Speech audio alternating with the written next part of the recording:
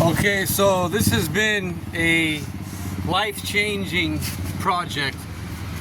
Just how many unforeseen challenges and really difficult and frustrating developments along the way. I truly didn't expect it to be this hard, and I have to admit, I did not come into it with the right attitude.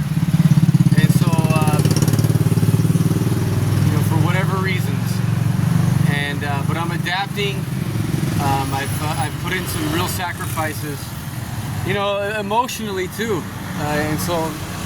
But I guess that's a man's quest, Okay, here we are again, and the current hurdle that we're at is tapping into the turbo, and I could not for the life of me find a high pressure oil port specifically for the turbo. So what I'm gonna have to do is tap into the oil sender unit, which I don't like to because it's not made for that specifically. But I can't find anything else, and I need to keep moving.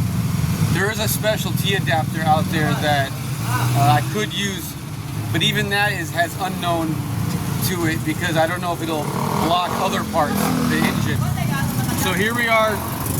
We got the tap, and we got to re-thread this because these are tapered NPT threads, 9.5 millimeter, and we're gonna tap straight the threads at 10 millimeters. And let's do it. All right, that's the third tap of the set going in there. So it's pretty much almost there. Okay, this is the turbo feed right here. It's the best I could do.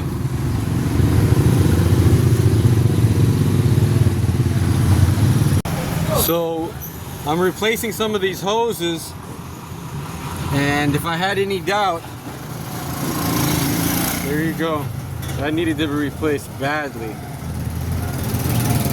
Okay, so I'm doing a lot of hand finessing and wrenching on these rubber hoses, putting fresh ones back on. Tough work. Elbow grease, blood, sweat, and tear. It's not easy. I can't even imagine when people do like custom turbo builds where you have to customize it. I mean, this is stock from the factory, and just putting it together is an extreme task, and I am in such awe of the engineering that has gone into this. Also the people who keep these secondhand cars alive, because it is really difficult. I can imagine if everything was new, things would come together a lot easier, but like this, there are just 10 times more hurdles that can foil the project.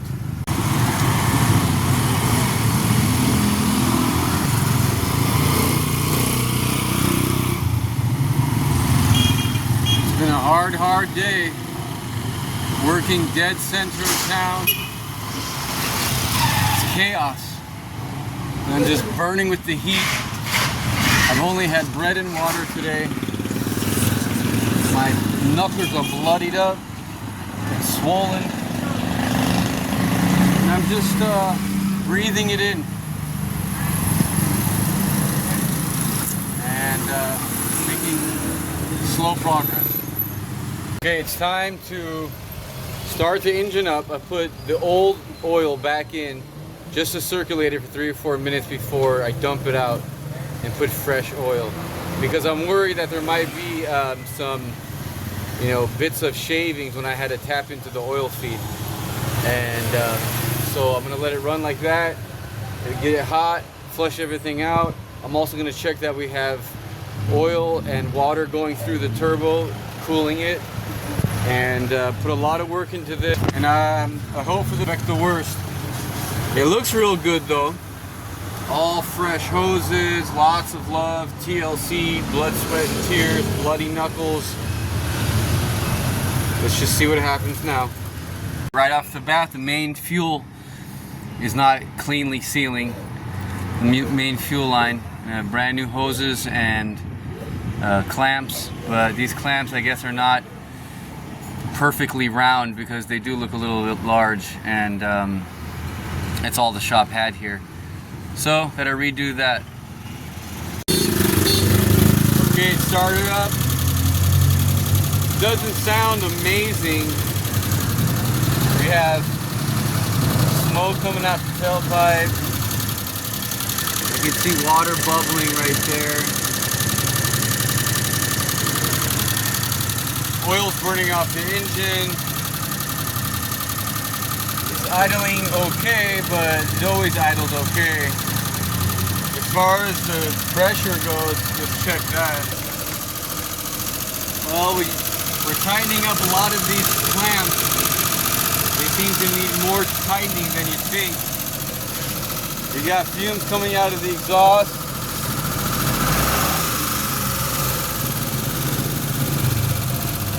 Not good.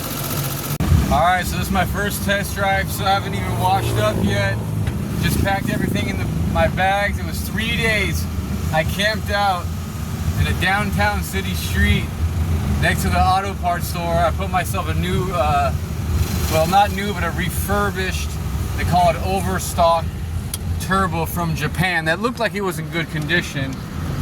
The truth is, I didn't check it well enough. Now I still have kind of doubts that I should have looked at it well enough, but I just, you know, they convinced me, just put it in and go. So it was 3 days though.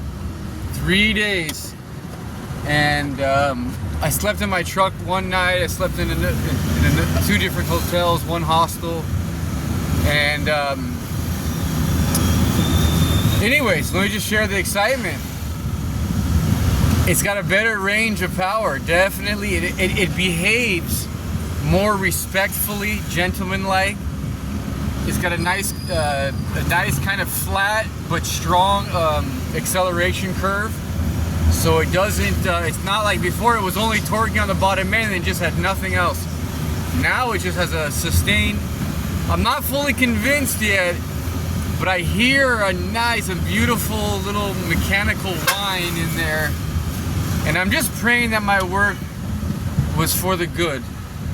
And right now I'm gonna go to Starbucks, one of my favorite places. I'm gonna wash up, let it sit, recheck everything, repack the car, clean up, and then I'll take it into the hills. But we'll just do a little prelim right now. And but the excitement is real. It's my first turbo. I've resurrected this thing back to life, and it's a beautiful feeling. Woo! Anyways, all right, more to come. Okay, no, this thing definitely has greatly improved performance, and it's a thrill. It's everything that I thought turbo would be. It's like, it's a true turbo boost. It's beautiful. I mean, the engine comes alive, and it just feels like it behaves as if air were truly pushing the vehicle forward. And it's so much more effortless than a naturally aspirated car, where a naturally aspirated car almost seems like it's always trying hard.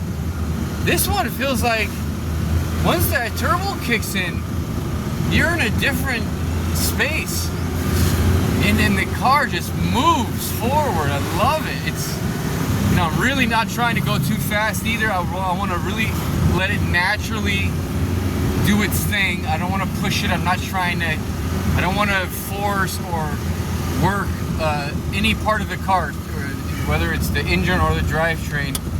I just want this thing to just wake up to life. And it's enthralling though, and I'm pumped. Yes!